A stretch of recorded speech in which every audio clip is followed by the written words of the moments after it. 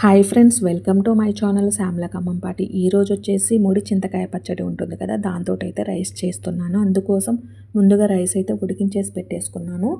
ఇందులో ముడి చింతకాయ తొక్కు ఉంటుంది కదా, అది వేసి కలిపేసుకోవాలి. ఇలా అయితే కలిపేసుకోవాలండి. ఈ రైస్ అయితే చాలా సింపుల్గా అయిపోతుంది. ఇలా కలిపేసుకొని పక్కన పెట్టేసుకోవాలి. ఇప్పుడైతే స్టవ్ వెలిగించేసుకొని కడాయి పెట్టేసుకొని అందులో తగినంత ఆయిల్ అయితే వేసేసాను. తర్వాత పోపు దినుసులు, వెల్లుల్లి, ఎండుమిర్చి అయితే వేసేసాను. నేనైతే ముందుగా ఆనియన్స్, పచ్చిమిర్చి కట్ చేసి పెట్టేసుకున్నాను. పోపు అయితే వేగిపోయింది. ఇందులో పచ్చిమిర్చి అయితే వేసేసాను. ఇవి కొంచెం వేగాక ఆనియన్స్ వేసేసాను. ఇప్పుడైతే కలిపేసుకుంటున్నాను. ఇందులో తగినంత సాల్ట్ అయితే వేసేసుకుంటున్నాను. ఇవైతే వేగిపోయాయండి. మనం ముందుగా కలిపేసుకున్న రైస్లో అయితే ఇవి వేసి కలిపేసుకోవాలి.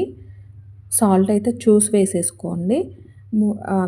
ఎందుకంటే ముడు చింతకాయ పచ్చడిలో ఆల్రెడీ సాల్ట్ ఉంటుంది కదా. రైస్ అయితే రెడీ అయిపోయింది. టేస్ట్ అయితే సూపర్గా ఉంది. ప్లీజ్ సబ్స్క్రైబ్ చేసుకోండి, లైక్ చేయండి. Okay, bye.